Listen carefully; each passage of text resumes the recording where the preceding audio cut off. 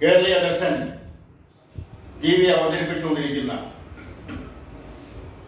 കണ്ണാടിയിലൂടെ എന്ന പ്രോഗ്രാമിൻ്റെ പുതിയൊരു എപ്പിസോഡിലേക്ക് ബഹുമാന്യ പ്രേക്ഷകരെ ഹാർദവമായി സ്വാഗതം ചെയ്യും.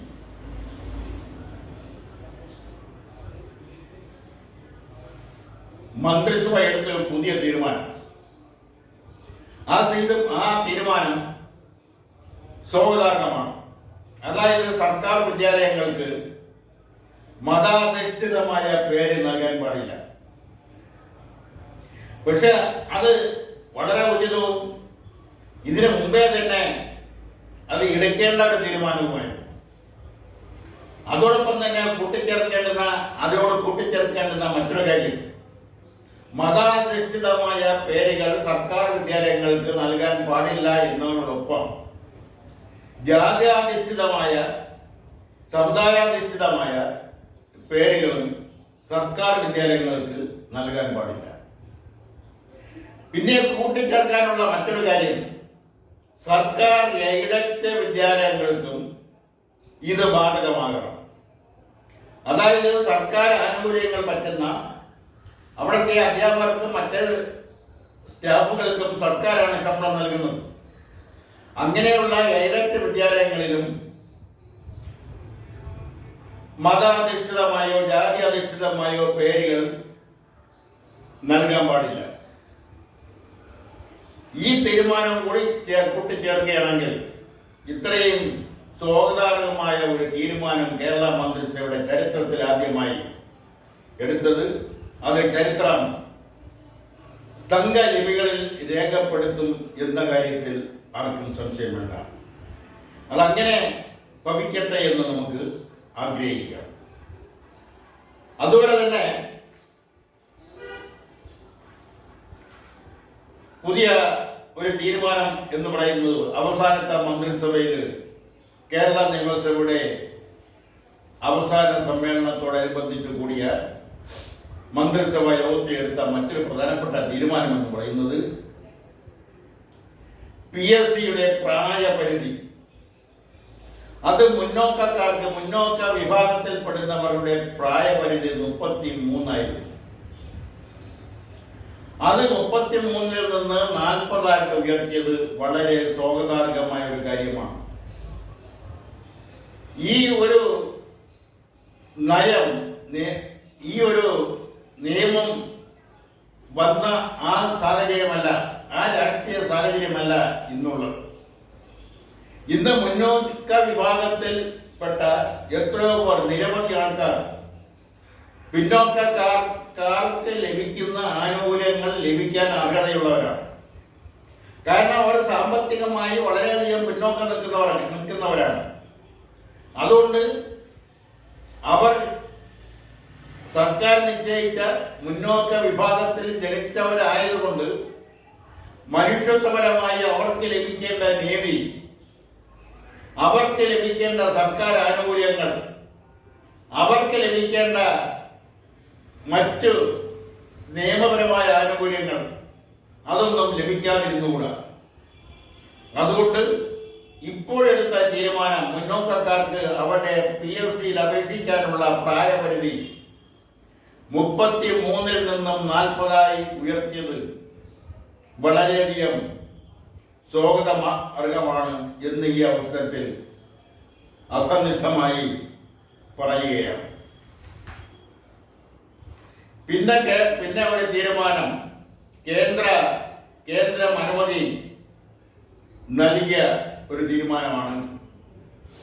കേരള എന്നതിന് പകരം കേരളം എന്നാക്കി. കേരളം എന്നുള്ള വാക്ക് വന്നതിനെക്കുറിച്ചും ഒക്കെ വ്യത്യസ്തമായ അഭിപ്രായങ്ങൾ ചരിത്രകാരന്മാരുടെ ഇടയിൽ നിലനിൽക്കുന്നത് കൊണ്ട് അതിലേക്കൊന്നും കൂടുതൽ കടക്കുന്നില്ല. പൂത്ത നാട്, അതുകൊണ്ടാണ് കേരളം എന്നുള്ള പേര് ലഭിച്ചതെന്ന് ഒരു വിഭാഗക്കാരും, കേരളം എന്ന ഒരു രാജാവ് കേരളം ഭരിച്ചിരുന്നത് കൊണ്ടാണ് കേരളം എന്ന രാജാവ് ഭരിച്ചിരുന്നത് കൊണ്ടാണ് കേരളം എന്നുള്ള പേര് ലഭിച്ചതെന്നും മറ്റൊരു വിഭാഗക്കാരും വാദിക്കുന്നു. ഇതിൽ നിന്നെല്ലാം വ്യത്യസ്തമായി വേറെ ചില വാദമുഖങ്ങളും നിലവിലുണ്ട്. അതുകൊണ്ട് ഈ അവസരത്തിൽ അതിലേക്ക് കടന്നാൽ ഇവിടെ സമയം പോരാതെ വരുമെന്നുള്ളത് കൊണ്ട് അതിവിടെ നിർത്തുകയാണ്. എന്തായാലും ഇനി കേരള എന്ന വാക്കിന് പറയുന്ന നമ്മുടെ സംസ്കാരത്തിൽ നിന്നുകൊണ്ട് കേരളം എന്ന് പറയാം, കേരളം ഇന്നെഴുതാം. മുൻപ് ബ്രിട്ടീഷുകാർക്ക് ചില മലയാള വാക്കുകൾ പറയാനുണ്ടായ ബുദ്ധിമുട്ട് കാരണമാണ് അവരെ പല പേരുകളും മാറ്റിയത്. അങ്ങനെയായിരിക്കാം കേരളം കേരളയായത്, കൊല്ലം കോയിലോടായതും, തിരുവനന്തപുരം ട്രിവാൻഡ്രം ആയതും, അഞ്ചുതെങ്ങ് അഞ്ചൻകോ ആയതും, ആലപ്പുഴ ആലപ്പി ആയതും, കോഴിക്കോട് കാലിക്കട്ടായതും ഒക്കെ അങ്ങനെ ബ്രിട്ടീഷുകാർക്ക് അത് ഉച്ചരിക്കുന്നതിനുള്ള സൗകര്യാർത്ഥം ആണ് എന്നുള്ളതിൽ നേരെക്കുറെ അംഗീകരിച്ചിരിക്കുന്ന കാര്യമാണ്. അങ്ങനെയാവാം കേരളവും കേരള എന്ന് ആയത് എന്നാണ് ചരിത്രകാരന്മാർ പറയുന്നത്. അതാവാം ശരി.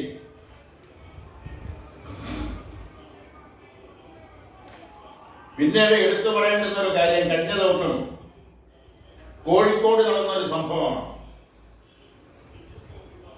കോഴിക്കോട് മുനിസിപ്പൽ കോർപ്പറേഷൻ വക ഒരു കെട്ടിടം, അതിന്റെ ഒരു ഭാഗം പൊളിഞ്ഞു വീണു. 4 തൊഴിലാളികൾ ദാരുണ്യമായി മരിച്ചു. അതിന് കാരണം കാലപ്പഴക്കമാണ്. 4 വർഷങ്ങൾക്ക് മുമ്പേ ആ കെട്ടിടം പൊളിച്ചു നീക്കണമെന്ന് അതുമായി ബന്ധപ്പെട്ട അതോറിറ്റി മുന്നറിയിപ്പ് കൊടുത്തതാണ്. അത് ചെവിക്കൊള്ളാതെ അല്ലെങ്കിൽ അത് ശ്രദ്ധിക്കാതെ ഇരുന്നത് കൊണ്ടാണ് അത് പൊളിഞ്ഞു വീഴാനുണ്ടായ സാഹചര്യം. ഇതൊരു പുതുമയുള്ള കാര്യമല്ല. ഇതിനു മുമ്പും ഇങ്ങനെ സംഭവിച്ചിട്ടുണ്ട്. ഒരു മെഡിക്കൽ കോളേജിന്റെ ഭാഗം ഇടിഞ്ഞു വീണ് ഒരു സ്ത്രീ മരിച്ച സംഭവം കേരള രാഷ്ട്രീയത്തിൽ കുറെയൊക്കെ വാദപ്രതിവാദങ്ങളും കോളക്കങ്ങളും ഉണ്ടാക്കിയിട്ടുണ്ട്. പലപ്പോഴും തദ്ദേശീയ സ്വയംഭരണ സ്ഥാപനങ്ങളിലെ ഉദ്യോഗസ്ഥരും വാർഡ് കൗൺസിലർമാരും മറ്റ് ജനപ്രതിനിധികളും ഒക്കെ ചേർന്നുള്ള ഒരു ഒത്തുതീർപ്പ് വ്യവസ്ഥയുടെ അവിടെ കൈക്കൂലി പ്രധാനപ്പെട്ട കഥാപാത്രമായി നിന്നുകൊണ്ട് ആണ് ഇത്തരം പഴയ കാലപ്പഴക്കം ചെന്ന പൊളിച്ചു നീക്കേണ്ടുന്ന കാലം കഴിഞ്ഞ കെട്ടിടങ്ങളെ നിലനിർത്തിക്കൊണ്ടുപോകുന്നത്. പ്രധാനപ്പെട്ട പട്ടണങ്ങളിലെല്ലാം ഇടറോഡുകളിലൂടെ ഒന്ന് സഞ്ചരിച്ചാൽ ആ ഇടറോഡുകളിൽ നടത്തുന്ന ഹോസ്റ്റലുകൾ, പ്രത്യേകിച്ച് വിദ്യാർത്ഥികളും എല്ലാം താമസിക്കുന്ന ഹോസ്റ്റലുകൾ,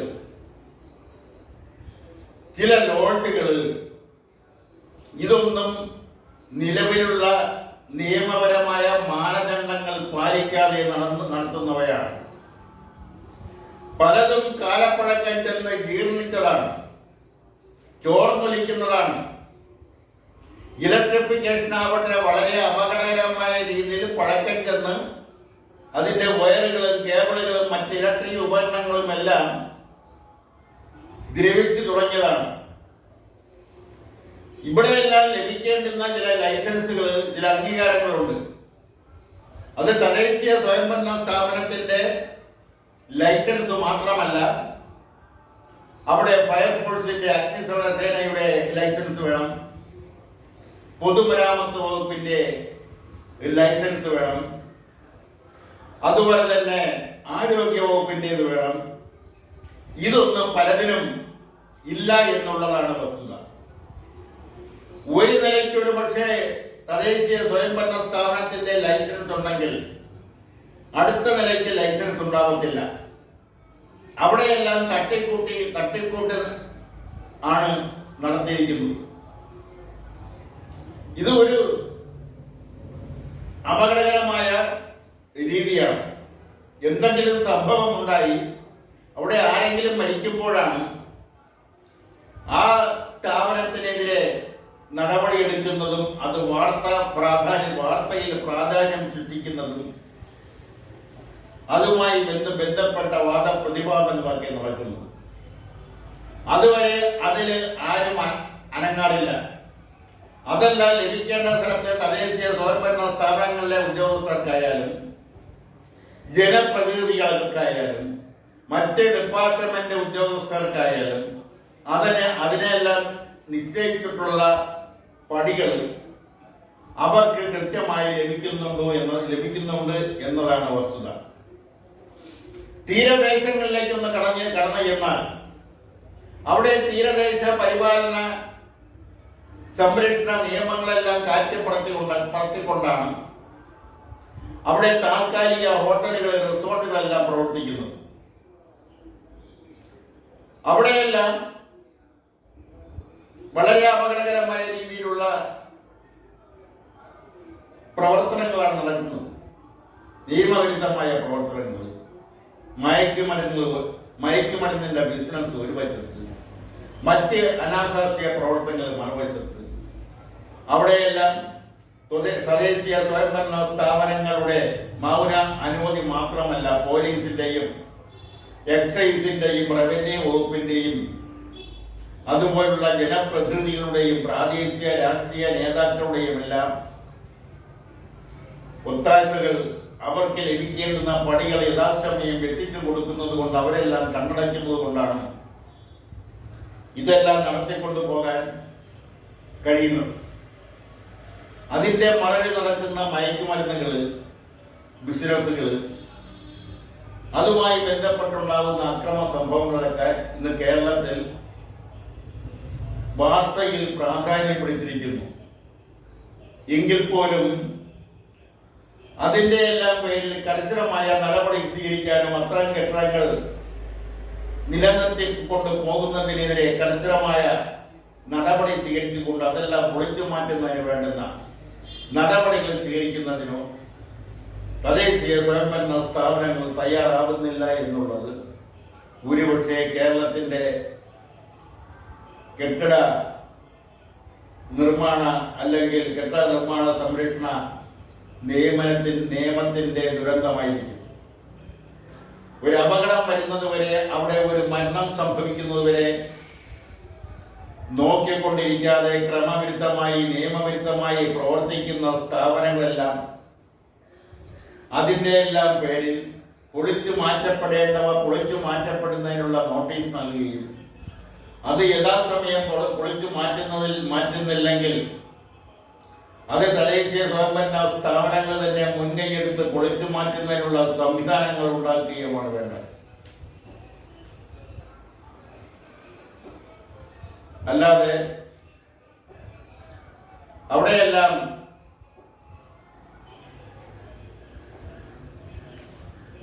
സ്വാധീനങ്ങളുടെ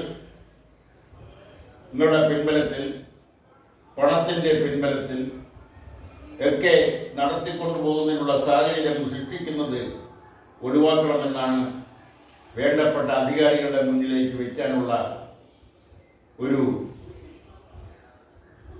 അറിയിപ്പ് അല്ലെങ്കിൽ ഒരു നിർബന്ധപരമായ ഒരു മുന്നറിയിപ്പ്. കഴിഞ്ഞ ദിവസം തിരുവനന്തപുരത്തിന്റെ ഭരണസിരാകേന്ദ്രമായ സെക്രട്ടേറിയറ്റ്, ആ സെക്രട്ടേറിയറ്റിന്റെ 4 ചുറ്റും സർക്കാർ ജീവനക്കാരുടെ സെക്രട്ടേറിയറ്റ് വളയിൽ സമരം നടന്നു. കോൺഗ്രസിന്റെ സർവീസ് സംഘടനയായ എൻജിഒ അസോസിയേഷന്റെ നേതൃത്വത്തിലാണ് ഈ സമരം നടന്നത്. അത് ചില സ്ഥലങ്ങളിലെല്ലാം, വെയിലുള്ള സ്ഥലത്തെല്ലാം ആ കണ്ണികൾ മുറിഞ്ഞുപോയി. അവര് വെയിലത്തുനിന്ന് മാറി തണലിലേക്ക് മാറി നിന്നു എന്നുള്ളത് വേറെ വസ്തുത. AICC general secretary Shri KC Venugopal ഈ സെക്രട്ടേറിയറ്റ് വളയൽ സമരം ഉദ്ഘാടനം ചെയ്തതിനു ശേഷം അവരെ അഭിവാദ്യം ചെയ്തുകൊണ്ട് ഒരു സ്വകാര്യ കാറിൽ ആ സെക്രട്ടേറിയറ്റിന് ചുറ്റിലും വലയം വെച്ച് പോകുമ്പോൾ പല സ്ഥലം അപ്പോൾ അല്ലെങ്കിൽ മാറി നിന്ന പലരെയും വിളിച്ചു കൊണ്ടുവന്ന് വിടവ് നിർത്തുന്ന ഒരു കാഴ്ചയും കാണാൻ കഴിയും. ഈ സമരം ചെയ്യുന്നത് എന്തെന്ന് ചോദിച്ചാൽ സാധാരണ ജനങ്ങൾക്ക് അല്ലെങ്കിൽ പൊതുജനത്തിന് അറിഞ്ഞുകൂടാ. അതിന്റെ പൂർണ്ണമായ അർത്ഥത്തിൽ ആ സമരത്തിൽ പങ്കെടുത്തവരിൽ എത്ര പേർക്ക് അറിയാമെന്ന് ചോദിച്ചാൽ അതും കൃത്യമായി പറയാൻ കഴിയില്ല. പല ആനുകൂല്യങ്ങളും പല സമയങ്ങളിലായി വായ്പ കൊടുക്കുന്നത് സർക്കാർ ജീവനക്കാർക്കാണ്. അത് ന്യായമായ ആനുകൂല്യങ്ങളായാലും പൂർണ്ണമായി ന്യായമല്ലാത്ത ആനുകൂല്യങ്ങളായാലും കൂടെ അവരുടെ ആനുകൂല്യങ്ങൾ വർദ്ധിപ്പിച്ചുകൊണ്ട് അതെല്ലാം പരമാവധി കൊടുക്കുന്ന ഒരു കീഴ്വഴക്കം അത് ഏത് സർക്കാർ ഭരിക്കുമ്പോഴും ഉണ്ടായിട്ടുണ്ട്. ഇവിടെ കഴിഞ്ഞ ദിവസങ്ങളിൽ ഉണ്ടായ ഒരു അപഹാസ്യമായ ഒരു സംഭവം, ഒരു കാഴ്ച എന്ന് പറയുന്നത് ബസ്സിനകത്തിരുന്നു കൊണ്ട് അല്ലെങ്കിൽ ക്യാൻറ്റീനിൽ ഇരുന്നു കൊണ്ട് ഹോട്ടലുകളിൽ ഇരുന്നു കൊണ്ട് ഒക്കെ സർക്കാർ ഓഫീസുകളിലെ പഞ്ചിങ്ങുകൾ സ്വന്തം മൊബൈലിലൂടെ നടത്തുന്ന ഒരു കാഴ്ചയാണ്. അതിന്റെ രഹസ്യം എന്ന് പറയുന്നത് പഞ്ചിങ് മെഷീന്റെ 1 കിലോമീറ്റർ ചുറ്റളവ്, 100 മീറ്റർ ചുറ്റളവിൽ നിന്നുകൊണ്ട് ഈ പഞ്ചിങ് നടത്താം എന്നുള്ളതാണ്. സ്വന്തം മൊബൈലിലൂടെ ഈ പഞ്ചിങ് നടത്താം. അത് ക്യാൻറ്റീനിൽ ഇരുന്ന് ചായ കുടിച്ചുകൊണ്ടിരിക്കുമ്പോഴും ക്യാൻറ്റീനിൽ ഇരുന്ന് സഹപ്രവർത്തകരുമായിട്ടോ സ്വകാര്യങ്ങൾ പങ്കുവയ്ക്കുമ്പോഴും സ്വകാര്യ സംഭാഷണങ്ങൾ നടത്തുമ്പോഴും അവർക്ക് പഞ്ചിങ് ചെയ്യാം. ഈ പഞ്ചിങ് ആദ്യമായി നടപ്പാക്കുന്നത് ഓർമ്മ ശരിയാണെങ്കിൽ ഇ കെ നായനാരുടെ കാലഘട്ടത്തിലാണ്. ശ്രീ ഇ കെ നായനാർ കേരളത്തിന്റെ മുഖ്യമന്ത്രിയായിരുന്ന കാലഘട്ടത്തിലാണ് ആദ്യമായി പഞ്ചിങ് സമ്പ്രദായം നിലവിൽ വരുന്നത്. അന്ന് ആ മിഷൻ 2 or 3 പ്രാവശ്യം കേടുവരുത്തി. അതിന് ആ കേടുവരുത്തിയവരെ കുറിച്ച് അന്വേഷിച്ചപ്പോൾ പ്രതികളെയൊക്കെ കണ്ടെത്തുകയും അതെല്ലാം രാഷ്ട്രീയ സമ്മർദ്ദങ്ങളുടെ ഫലമായി, യൂണിയന്റെ സമ്മർദ്ദങ്ങളുടെ ഫലമായി അവരൊന്നും തന്നെയും ശിക്ഷിക്കപ്പെട്ടില്ല. അവരെല്ലാം കുറ്റവിമുക്തരാക്കുകയാണ് സർക്കാർ ചെയ്തത്. അതിന്റെ പിന്തുണച്ച അവകാശമായിരിക്കാം ഇപ്പോൾ ഈ പഞ്ചിങ് സമ്പ്രദായം. ആ ഓഫീസിന്റെ 100 മീറ്റർ ചുറ്റളവിൽ ഇരുന്നു കൊണ്ട് സ്വയം മൊബൈൽ ഫോണിലൂടെ ചെയ്യാൻ കഴിയുന്ന സമ്പ്രദായം. സർക്കാർ ജീവനക്കാരുടെ ഡ്യൂട്ടി സമയം അതിൽ ഒരു 20-25% സർക്കാർ ജീവനക്കാർ മാത്രമേ സത്യസന്ധമായി സുതാര്യമായി ജോലി ചെയ്യുന്നവരുള്ളൂ. മറ്റുള്ളവർ ചില സമയങ്ങളിൽ ക്യാൻറ്റീനുകളിലും അതുപോലുള്ള പാർക്കുകളിൽ ഓഫീസിന്റെ ചുറ്റുവട്ടത്തുള്ള റോഡുകളിലൊക്കെ ആയിരിക്കും അവരുടെ വിശ്രമ കേന്ദ്രങ്ങൾ, അവർ നിൽക്കുന്നത്. അവരൊന്നും കൃത്യസമയത്ത് ഓഫീസുകളിൽ എത്തുകയോ അവരുടെ മുന്നിലിരിക്കുന്ന ഫയലുകൾ പരമാവധി അത് തീർക്കുകയോ ചെയ്യാനുള്ള ഉത്തരവാദിത്വമൊന്നും അങ്ങനെയുള്ള ഒരു ആർജവരമായ ഒരു തീരുമാനമോ പ്രവൃത്തിയോ ബഹുഭൂരിപക്ഷം പേരുടെ ഭാഗത്തൊന്നും ഉണ്ടാവാറില്ല എന്നുള്ളതാണ് വസ്തുത. ഒരിക്കൽ മുഖ്യമന്ത്രി തന്നെ അവരെ ഓർമ്മപ്പെടുത്തിയിട്ടുള്ളത് നിങ്ങളുടെ മുന്നിലിരിക്കുന്ന ഓരോ ഫയലും ഓരോരുത്തരുടെ ജീവിതമാണെന്നാണ്. ആ മുഖ്യമന്ത്രിയുടെ ആ ഒരു ഹൃദയത്തിൽ തട്ടിയ മനുഷ്യത്വപരമായ ആ ഒരു പറച്ചിൽ ഓരോ ഫയലും ഓരോരുത്തരുടെ ജീവിതമാണെന്നുള്ളത് അത് ആ ഒരു അഭിപ്രായം അത് എങ്ങോട്ടോ പോയി മറഞ്ഞു എന്നുള്ളതാണ്. എത്രയൊക്കെ ആയാലും കേരളത്തിലെ 6 ലക്ഷം വരുന്ന സർക്കാർ ജീവനക്കാർ അതിൽ ഒരു 25% താഴെയുള്ളവർ മാത്രമാണ് സുതാര്യമായും സത്യസന്ധമായും ജോലി ചെയ്യുന്നവരുള്ളത്. മാത്രമല്ല, രാവിലെ 10:15 10:30 വരുന്നു, ഒരു 11:30 ചായ കുടിക്കാനായിട്ട് പുറത്തിറങ്ങുന്നു, ക്യാൻറ്റീനിലെ അല്ലെങ്കിൽ പുറത്തുള്ള ഏതെങ്കിലും ടീ ഷോപ്പുകളിലേക്ക് പോകുന്നു. 12:30 വീണ്ടും തിരിച്ചു വരുന്നു. 3 മണി കഴിയുമ്പോൾ വീണ്ടും ഒരു ചായ സൽക്കാരം. അത് കഴിഞ്ഞ് 4 മണി കഴിയുമ്പോൾ ഏതെങ്കിലും പ്രൈവറ്റ് സ്കൂളിന്റെ മുന്നിൽ കാണും പല വനിതാ ജീവനക്കാർ മക്കളെ കൂട്ടിക്കൊണ്ടുവരുന്നതിന് വേണ്ടി.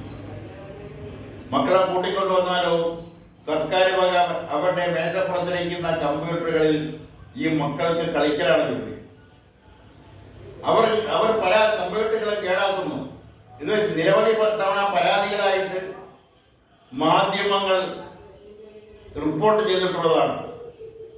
ആ റിപ്പോർട്ട് വരുന്ന ദിവസങ്ങളിൽ അതിനൊരു മാറ്റം ഉണ്ടാവുമെങ്കിലും പിന്നീട് കുറെ കഴിയുമ്പോൾ വീണ്ടും പഴയ പടി തന്നെയാണ് അത് തുടരുന്നത്. അവിടെയെല്ലാം ഉത്തരവാദിത്തപ്പെട്ടവര്, ചുമതലയുള്ളവർ, മേലാഫീസർമാര്, സെക്ഷൻ സൂപ്രണ്ടുമാര്, കാരണം അവരും കൃത്യനിഷ്ഠ പാലിക്കാറില്ലായിരിക്കാം. എങ്കിലും അതിൽ കൃത്യനിഷ്ഠ പാലിക്കുന്നവർ, സത്യസന്ധമായി ജോലി ചെയ്യുന്നവര്, അവരുടെ ഒരു കൂട്ടായ്മയിലൂടെ കുറെയൊക്കെ അലസത കാണിക്കുന്നവരെ,